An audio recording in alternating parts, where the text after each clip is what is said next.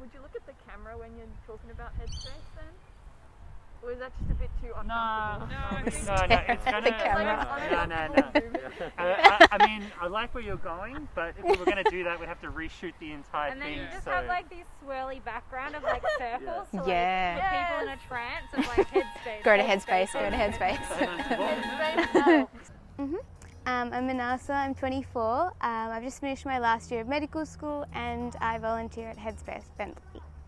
So my name's Olivia, I'm 21 years old. I'm currently a Diploma of Nursing student and I've been volunteering at Headspace Bentleigh with the Youth Advisory Committee for about 3 years. Yeah, I think my key learnings, especially from this year, have been the importance of self-care. Before this year, I definitely didn't take the time to check in with myself and really kind of prioritise my own well-being, I guess.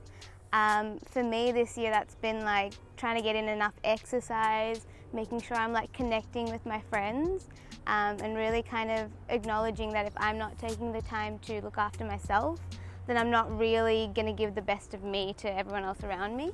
What I've definitely learned is that it's okay to take breaks and take a step back from like study and work to prioritise what you need to survive, basically, like getting enough sleep, making sure you're eating enough, and yeah, developing routines. I think we've all acknowledged the role each of us plays in each other's mental health. That whole idea of connectedness, that whole idea of just checking in on your friends. I don't think a lot of us appreciated the role we played in each other's lives, but like not being able to see the people you love, or not being able to just, you know, rock up to their house and like drop in and have a coffee. All those like little encounters really shape who you are, and I think how like happy you feel about yourself. And when you can't see your friends or see the people that make you don't know who you are. That's what it's taught me. Yeah, the major one I did was walking. I'm not really an outdoorsy person. I like have never really been.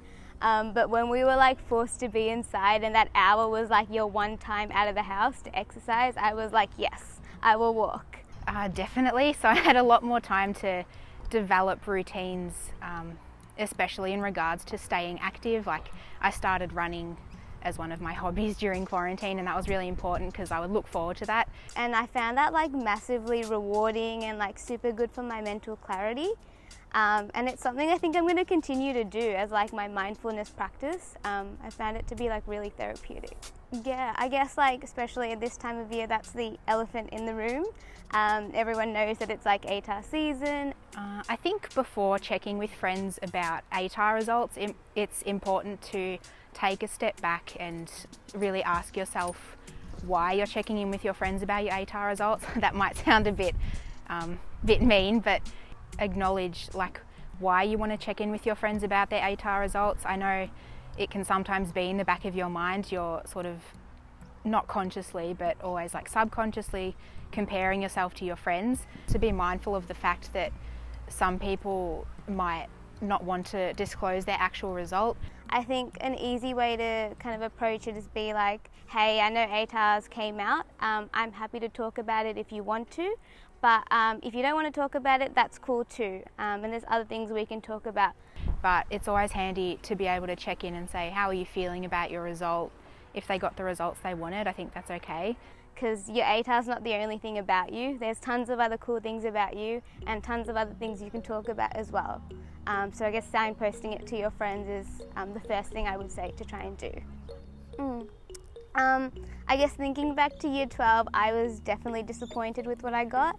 And it definitely felt like a huge letdown, to be honest. So I guess for me, when I did get my ATAR and I wasn't really happy, it was important for me to talk to people around me. So my family knew, some of my close friends knew, and it was trying to get as many people to support me. I think if someone didn't quite get the result that they wanted, it's important for them to maybe reach out to somebody and have a chat, be able to develop connections with other people to talk to about your exam results.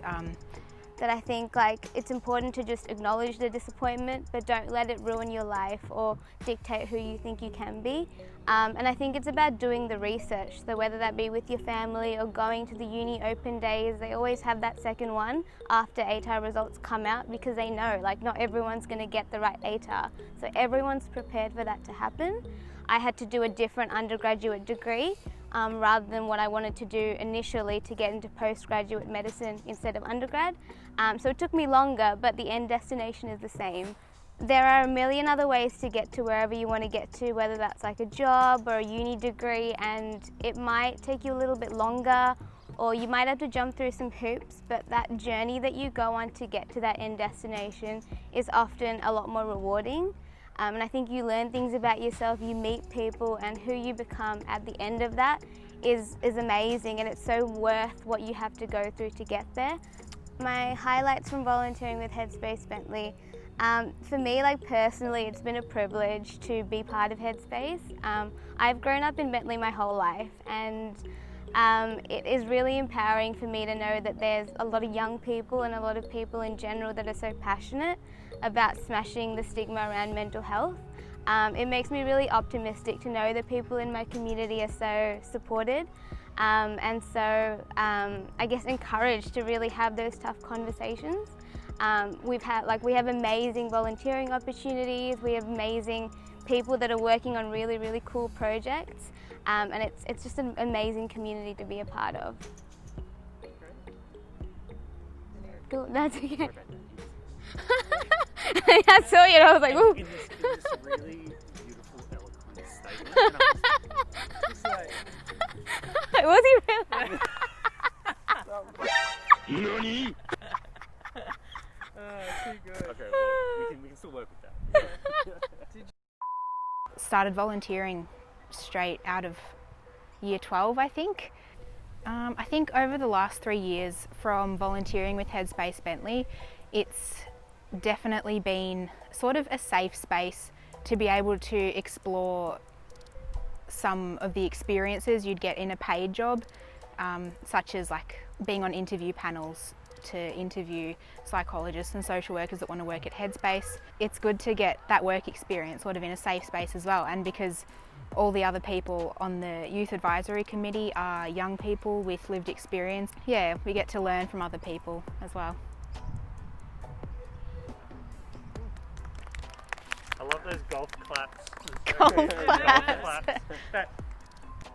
And it definitely gets a lot better than year 12. Like the rest of your life is so much more fun. Like high school was nothing in comparison, honestly.